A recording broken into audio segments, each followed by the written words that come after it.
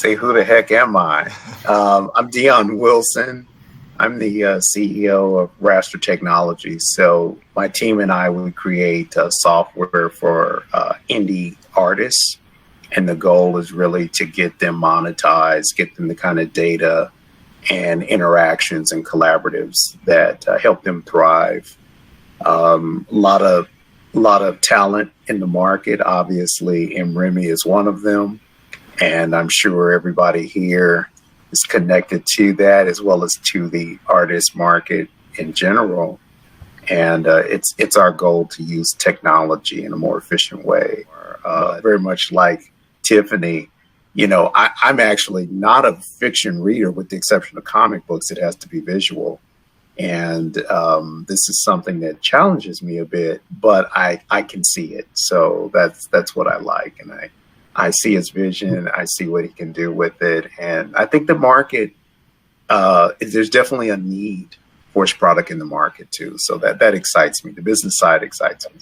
Nice. Okay, I'll go next. Hi, my name is Tiffany. I live in Atlanta, Georgia, and sci-fi or fantasy was never I never really got into them. But when I saw the visuals for this, I was like, oh, this is interesting. Like, it captured you. It makes me want to dive into the world. So I was so excited to read this book, to be like a newbie in this field or in this genre. So my background is directing. I'm a filmmaker. I live in LA. I've been here for 7 years now, which is insane. I've done a bit of everything, but like AI has kind of been my jam the last year, because it's just such a great tool to visualize every project that I want to make and get the best chance to basically be adapted and made into either an anime or a gaming or a live action piece. I've known Mr. Remy here for 12 years now, live in Dallas, Texas. But overall, I love what Mr. Remy's doing. Eleanor, I'm excited to see what you have coming this way too. Just the visuals. I am also same kind of reader. I'm a visual guy, so I need that comic book or I need an audiobook. So it's helped me really envision the path going forward. So I'm excited and ready to hear everyone else's thoughts. I'm Devard. I'm an architect here in Tulsa, originally from the Bahamas. So I'm a lawyer transplant, but I'm also being an architect, being in the design world, I'm also very visual. So I am also looking forward to seeing what the book would be portrayed in with Eleanor. I'm very excited. Yes, is it safe for me to go? Yep. All right, good morning, good day, whatever time zone you're in. My name is Yaz Dawkins. I'm also an architect here in Tulsa, Oklahoma, also from the Bahamas. I'm really excited to be a part of this project that's going on. It's really cool, and as I read through the story, going to chapter 3 and whatnot, it was pulling me in more and more and more, so you can't just stop at chapter 3 now. So the people are hungry. We want a little bit more, but I'm excited about it. So I'll just introduce myself quickly. Took on the role of campaign management and trying to drive this project forward and just make it the best it can be, because there's a lot of potential here, as I'm sure you've already seen in 3 chapters. So the first question, I'm going to come to you first, Eleanor. Did any part of the story remind you of something you've read or watched before? There was a lot of history in it that kind of reminded me of several different things. I feel like it was Hunger Games meets Black Panther, a bit of Ender's Game. I really identified with it. So it felt like, it reminded me of those. It reminded me of maybe The Matrix, when Neo didn't know what was going on, and that's how it was, because we didn't know what was going on. And Marcos thought he knew what was going on, but did he really? So that's what I thought of when I first was reading the first chapter. Was like, wait a minute. So it just pulls you in.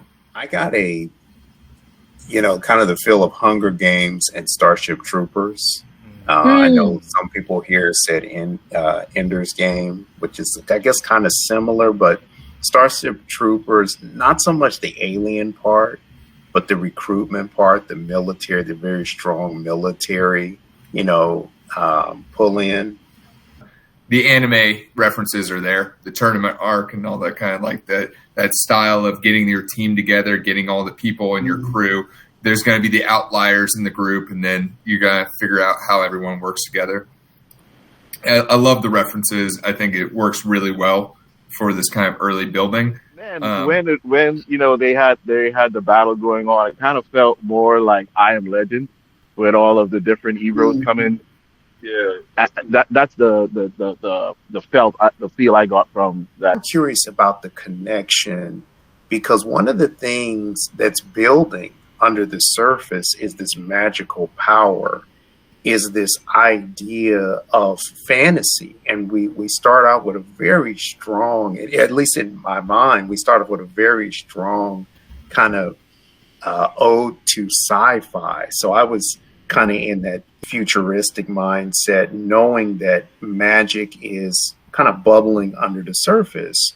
So, wanting to know when it comes to, I guess, the war that's happening in Nigeria, the war, as by way of America, what other countries are involved, how will all of these things coalesce? The question is, how did you feel about Marcos as a protagonist? First impressions as far as protagonists go. He's got a badassery to him and some inner demons, and he's curious, but also just like, let's go, But I would like to see a softer side of him, which I haven't seen yet. And maybe that comes a little bit later. But I think the first impression is, he just is who he is and needs to, he's just going to figure it out. I think Marcos is a very smooth character. He actually comes off as a Bruce Wayne, like this playboy, but also has a dark side. And the dark side is that rage within him that, we've yet to understand where it comes from and what's that driving force. And just a follow up on that, was there any secondary characters that stood out to you at all? Osha. I think she's really cool. I want to know more about her for sure. She's like that unknown badass that we're about to experience. I think she's going to be. I was curious about her too, because I was like, wait a minute, this is an older woman, but she got it. And come on now. Yes. And yeah, I like Ebro a lot. I'm just like, what is this dude's deal? My secondary character that stood out would be Rye. I'm curious. How did you get there? Why are you back? How did you get back? With how do I tell a story without, giving you guys whiplash by jumping into different seats? You know what I'm saying? But there's so many different angles to telling the same story, and I just want to give you the best perspective.